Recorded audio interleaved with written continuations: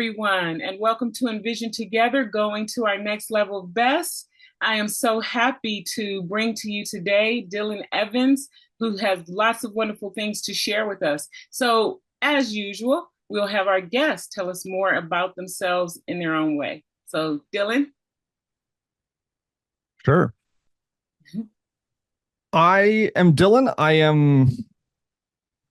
I don't know, a white male in a suit, I guess. A lot of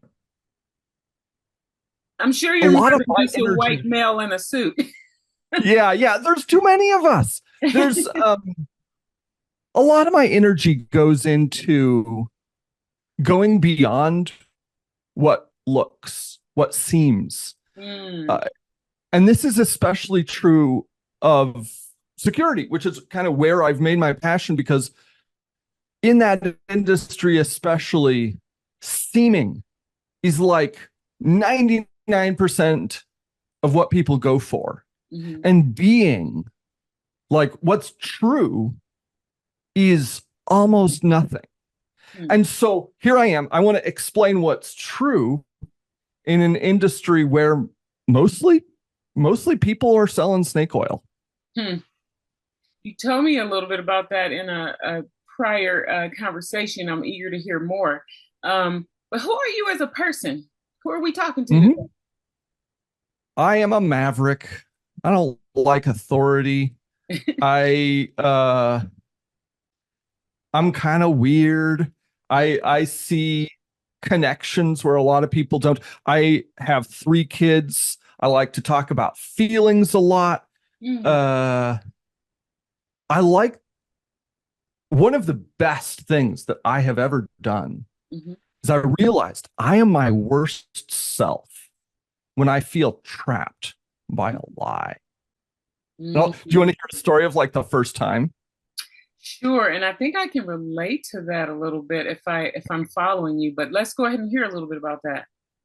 All right. So this was me like 10 years ago, and I had my first son, and this dude hated sleeping. Just, it was the worst thing in the world for him. And so here he was, like 2, 3 months, and it was like 11, 1, something. And I noticed, and he was screaming. He Mhm, would only sleep if I was holding him or if somebody was holding him. mhm.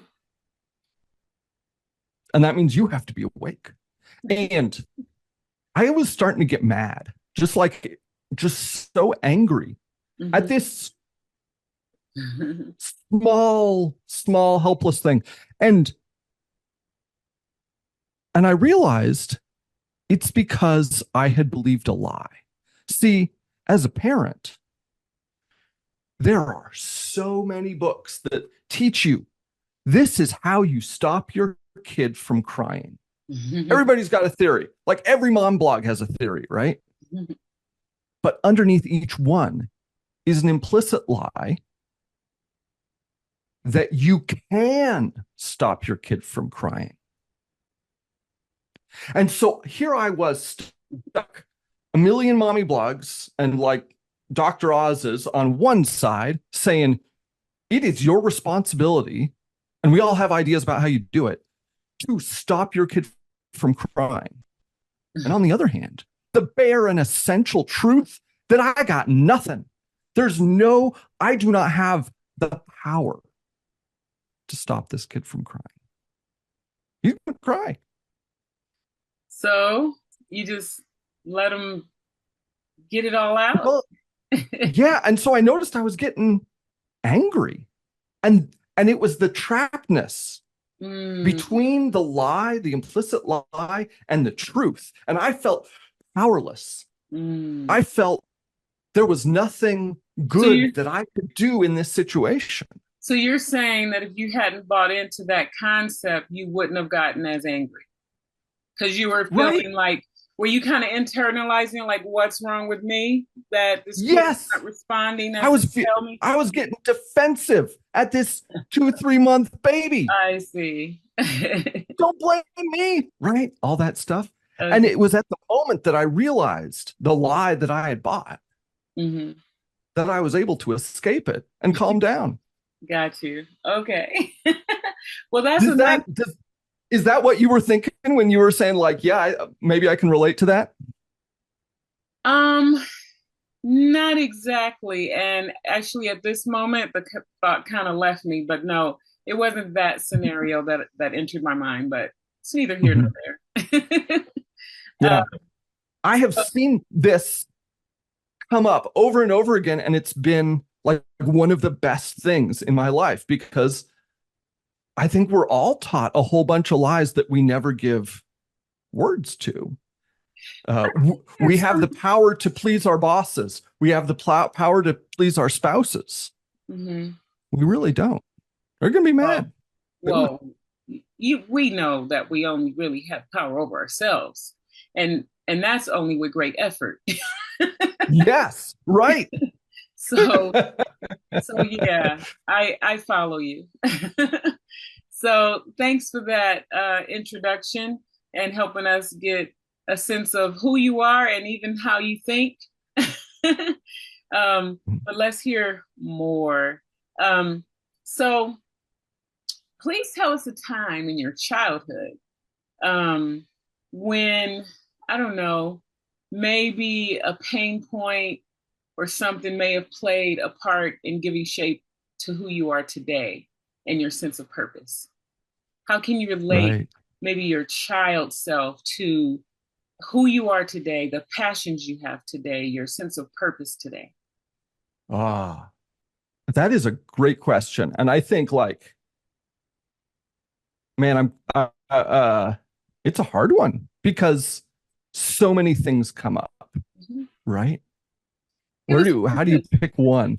Yeah, yeah. Uh, I think many kids don't like school, Hmm. Hmm. I and was some of one them of don't like school. Go ahead. I was one of them. Yeah. Well, I was yeah, in me high too. school when I began to appreciate school. Right. Well, what was the difference for you? What changed? I was going to a school that centered around my interests. It was an arts high school. Fantastic. I am so happy for you for that opportunity. Yeah. I did not get that opportunity. But some kids I think don't like school because it makes them feel worthless. You know, they aren't good at the things Hmm. that schools prioritize. Yeah. You know, book learning, ability to memorize things the night before, ability to do math. Math's like a lot of it, logic. I think And there's a lot of truth to that. and this does a disservice to them, right? Because like if you see these kids later in life, like 25, 30, there is permanent damage. If they see what they think of as a smart person in the room, and they see life one way, they think something is true, and the other person thinks something else is true, they will assume that they are the one that's wrong. Yeah, we And internalize that, things negatively for some reason rather than thinking the other person is wrong. We tend to say is something wrong with us. And that was part of my journey in school and part of the reason I didn't mm, like school. I thought I wasn't smart. I thought I wasn't good at anything. And it's true that school measures success in specific ways. And if those are not your ways to display your knowledge or intelligence, yeah, you wind up being a very talented person who has internalized perhaps that they're not. yeah, deep truth. Hmm. There's a parallel side to it. Hmm. It also does damage to the kids who are good at school. Hmm. I see that. And I was one of those. Mm-hmm. And I found school easy. And I was given, I think, false confidence Mm-hmm. that things I didn't do were easier. And it's been such a journey, like starting a business, you learn that most of the skills required to be successful in business are not taught in schools. Right. They are not prioritized by schools. You got to be able to just get a lot of little things done. Hmm. Got to be like super organized. Hmm. There is no like you have to do it right the first time and then you're graded on it. No, you get to try again as many times as you want. Hmm. You got to do marketing. You got to help explain yourself to people who Right. think differently than you. I didn't even get that in grad school. I never got that. You got to be good at How do you graphic think design. how do you think those experiences in school gave shape to who you are today and what you do today? I think they gave me and a lot of other people false confidence Mm. Okay. in the things that you're good at means that you're going to be good at everything. Okay. And so I am now super appreciative of people who were not good at school because Mm. I have lived the hard truth of realizing I am bad and I am always going to be bad at some really critical fundamental skills needed to keep a business afloat. Hmm. Hmm. Like, yeah, Like someone, routines, like if you're yes. just really good at something, you may not have to train yourself to focus for long lengths of time at something. And then a person who maybe had to learn to practice that because things Mm-hmm. didn't come so easy, they apply it. It transfers over to different areas of life. So I follow your thinking as far as that. Here's another question. You previously shared with me the young people believe the lies told to them by the school system that causes them to, you know what, we're going to have to chop that one out because my next question you actually used as your answer to the first question. so, Sorry. so that'll have to be edited out. Um, so next question. You once shared with me that your definition of legalism, and you said Yeah. following the shape of success rather than its substance. Please unpack the meaning of that for us. That is the deeper version of where I started, the seeming, right? I think a lot of us all go through life feeling like we have to seem, Mm. right? You gotta, that people will not accept us for who we are. They will hurt us because of what's true. Mm. And and I think and we resent, like we make fun of all these attempts to seem like Fortune 500 companies are always doing seeming projects like digital transformation projects and I don't know, get back to our roots projects and Lean Six Sigma projects. And it's just fad of the week. Mm. And none of them ever stick, Mm.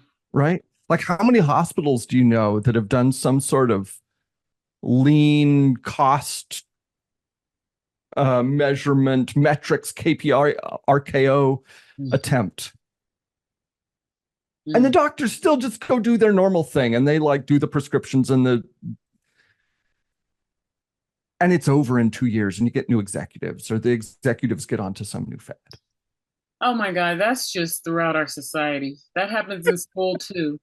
A new leader Mm-hmm. comes in, a new initiative comes in with them before you could even get or reach a level of proficiency with the last initiative. And when I say a level of proficiency, I don't even just mean for the students. The adults have to feel proficient before you can get Yeah. students to rise to proficiency. So it's like a dog chasing its tail. It's like an endless, I mean, it's even such waste of money and time and Mm-hmm. energy, and the whole system feels it.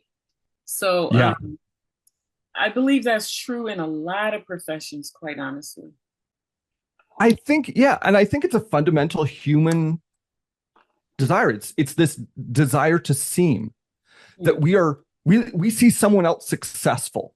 We see someone on like Oprah or something, and they're like, Oprah asks, "What's the secret to your success?" Well, I jump into a cold lake every morning, and then I drink some whiskey and have a bunch of coffee, and then I slam a bunch of work. So we do the shape. We say, yeah, that's who I want to be. I'm going to jump in a cold lake. I'm going to drink some whiskey. I'm going to drink a bunch of coffee. mhm. No, man, you're following the shape Yeah, of his success, right, not what's actually making him or her successful. right. And I think this is the same problem with all these corporate projects. They're just going through the motions of lean or KPIs. Mhm, mhm. I think the key is you made me, when you brought up Oprah, you made me think of something that she emphasizes quite a lot, and it's authenticity. And Yeah. while she may interview lots of people that's had high levels of success in various ways, I think the bottom line comes down to they found what works for them and they were authentic to Mhm. that. And Yeah. and somewhere in the midst of all of that was success. So yeah, that's interesting. So how does your field of expertise, which is cybersecurity, figuratively relate to how you see the world and how we all Mhm. navigate through it? Yeah. So cyber has the same problem, and I think it has it worse Mm, than um, the cyber industry for the last 50 years mhm, has been blamed for failure, but never credit for success. mhm, So when you deal with, because their bosses don't know how to measure success, they don't know what success looks like for such a team. They only know what failure means. mhm. So when you're put in the crucible, that kind of pressure, it creates a tradition, best practices of you don't even try. You don't try to stop the crime. No, your job is to keep your job, Mhm. is to be defensible. And Mhm. I think doctors struggle with this too, right? Like, I feel like you keep bringing up topics that I can't really think of a profession that doesn't struggle with this. yes, yes. We maybe, Well, I I don't know if mean, it's an American thing, but we set the bar mhm, so high it becomes unrealistic. So everybody just says, you know, whatever. They mentally check out because give me something mhm, I can actually work with. It's like yeah, if you tell teachers, you got to move this student who's behind 2 years up to grade level by the end of the year. You yeah. check out Mm, because that goal usually is not attainable. And even if it's, I said 2 years, but that would actually be a blessing. A lot of students are behind 4 years. And so you would check out and just do the best you can and just make sure that kid is having movement. Make sure mhm, they're leaving your classroom with way more information than they walked in with. But are they going to necessarily be at grade level by the end of the year? uh-huh. This is actually a great example. One that I had personal experience with this year. Uh, I think you're right. I I was in a IEP meeting for my kid, and there were 8 people from the district in this meeting, Mm-hmm. and only one of them did any talking, and that's the one we already were working with.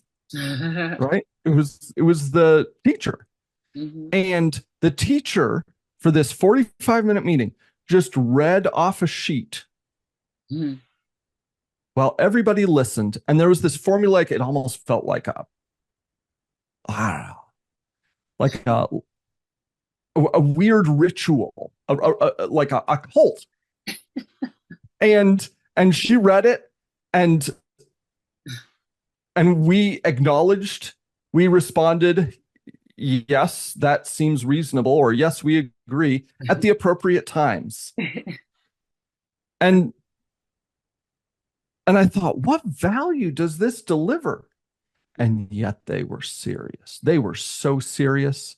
You were funny. So help us see this through the eyes of cybersecurity.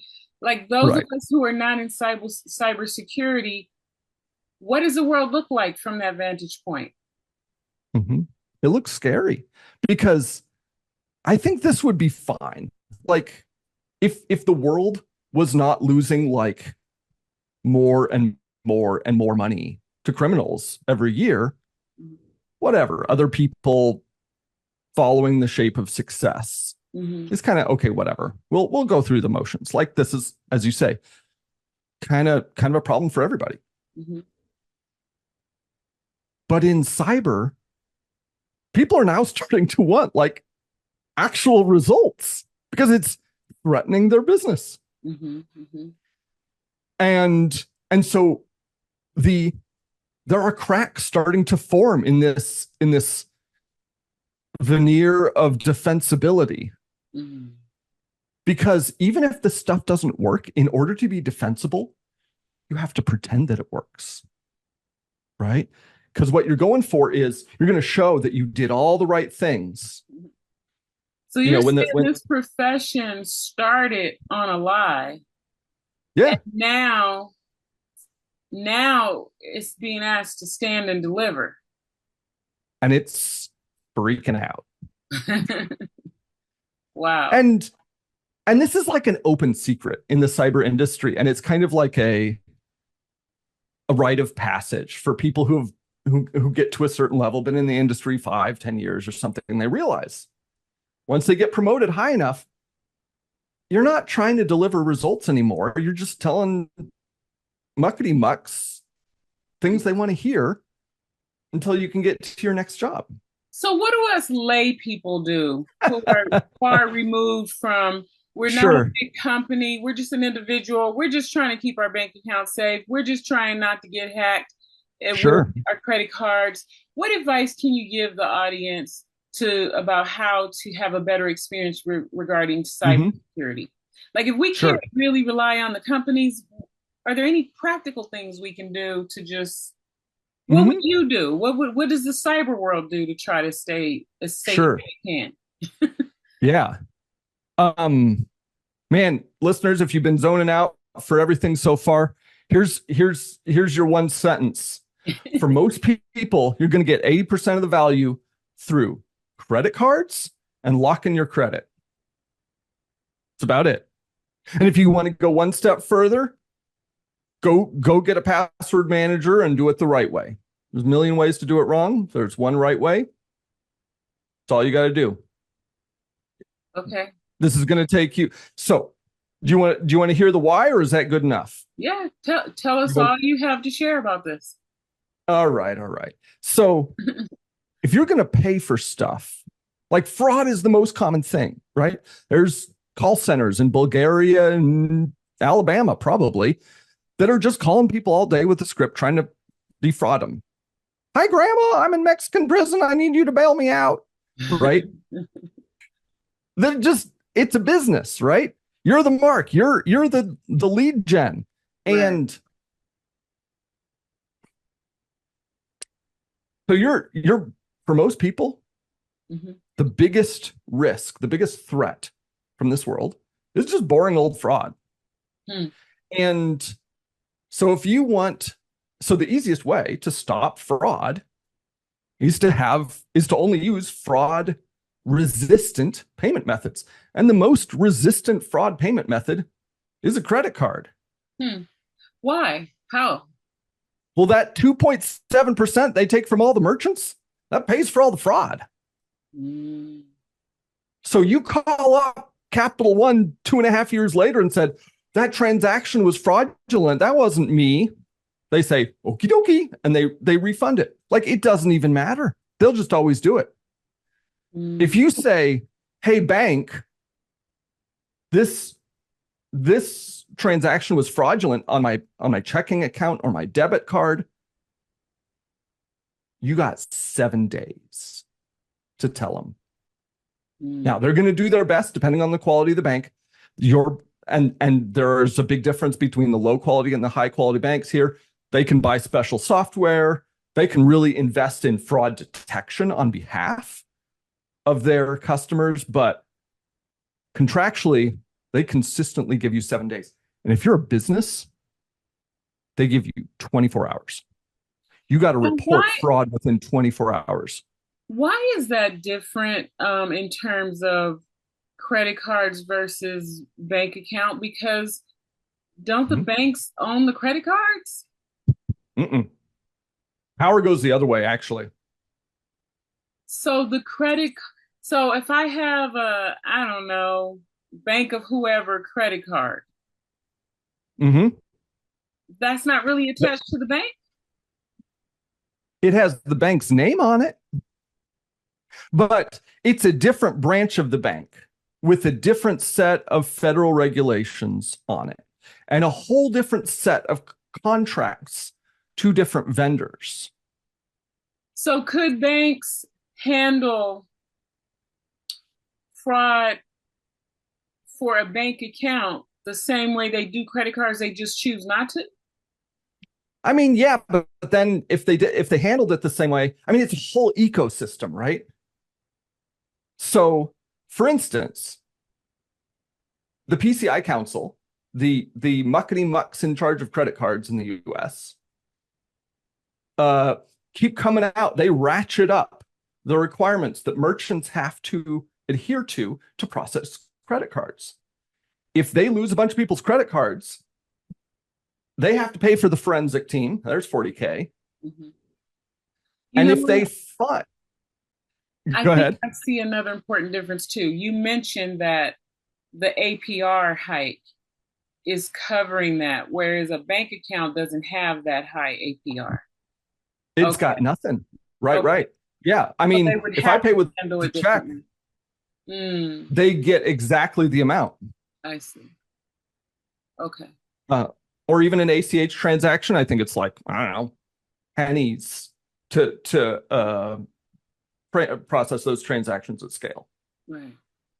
Okay. Well, I did a little research before our interview, and I learned that there's a question you find important for people to ask. And that question is, am I trapped by other people's expectations of me? Mhm. Um, why is that like a super important question that we should all explore? Yeah. I think the deeper version of that question is why. Like I really everybody likes Simon Sinek, right? And Mhm. he said start with why. Mhm.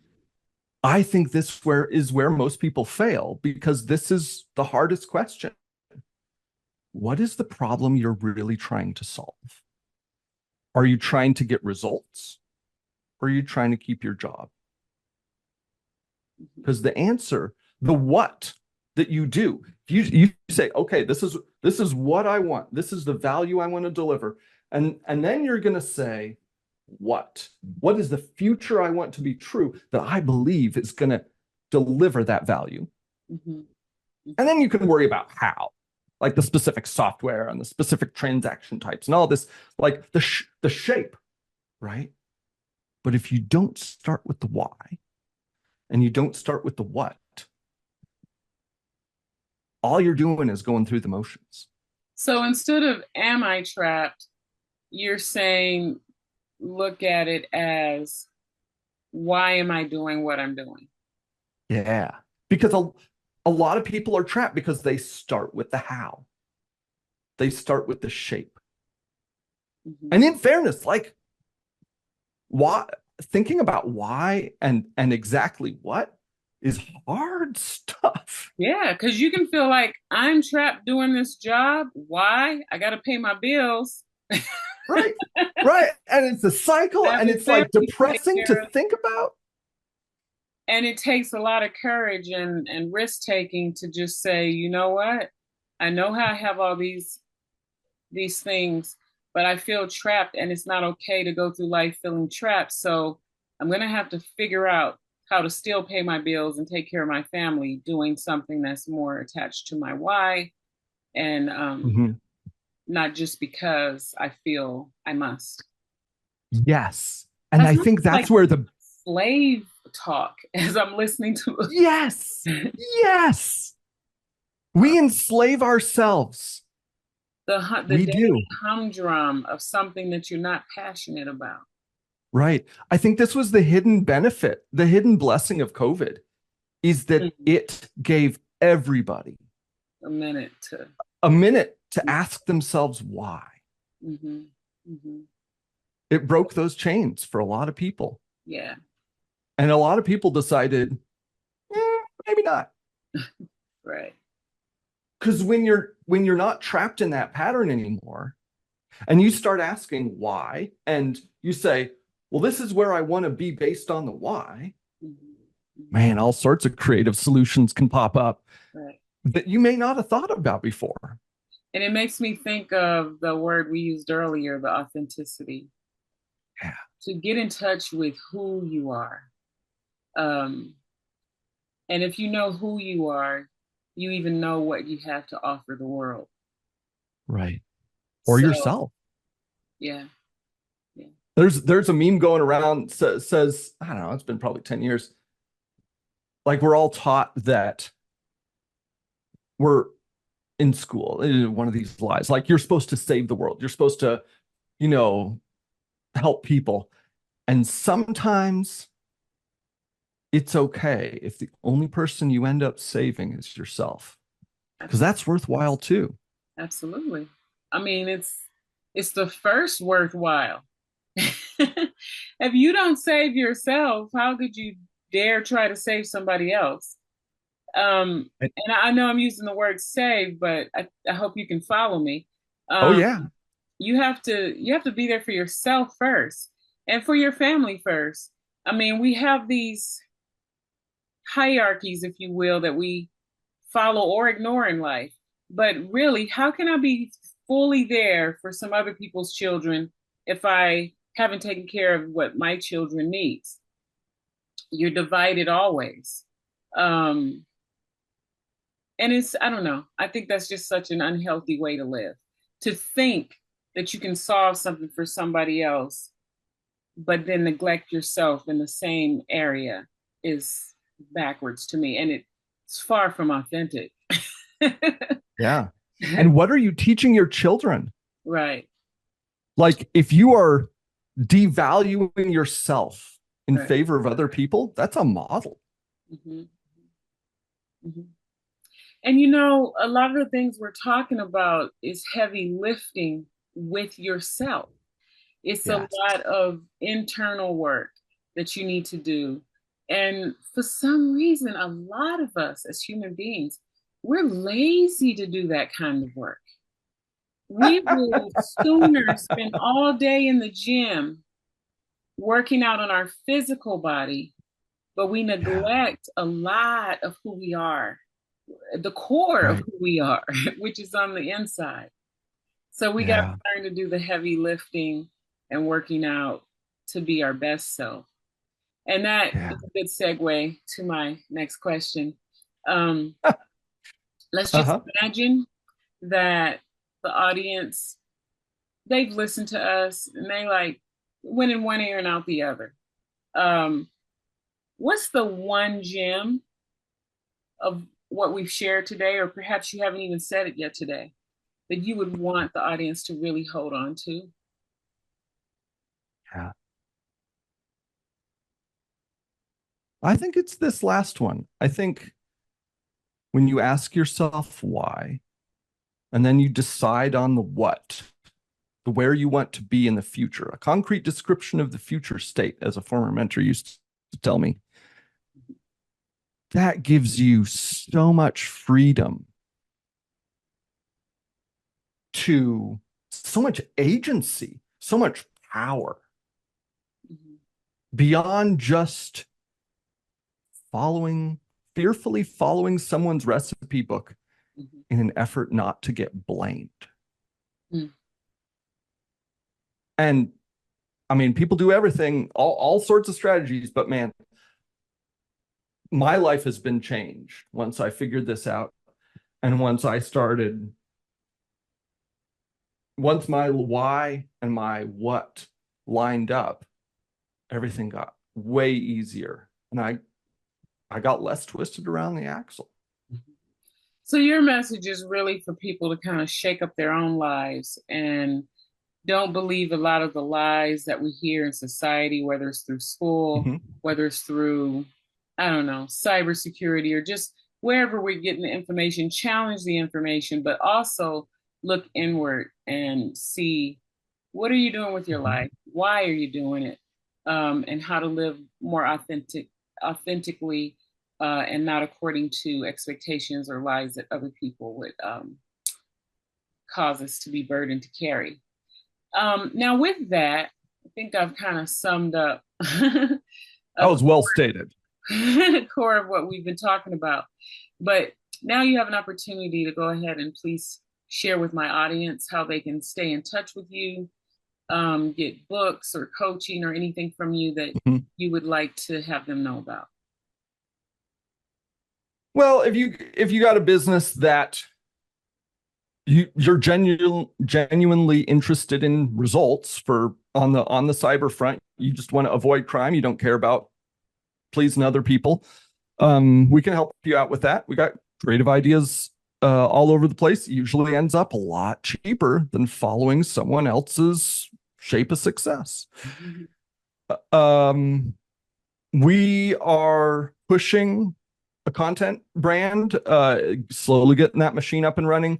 I got a book in the works. Tentative title is Security Compliance for People with Better Things to Do with Their Lives. It'll probably have to be shorter. The editors, I'm sure, gonna like cut that down.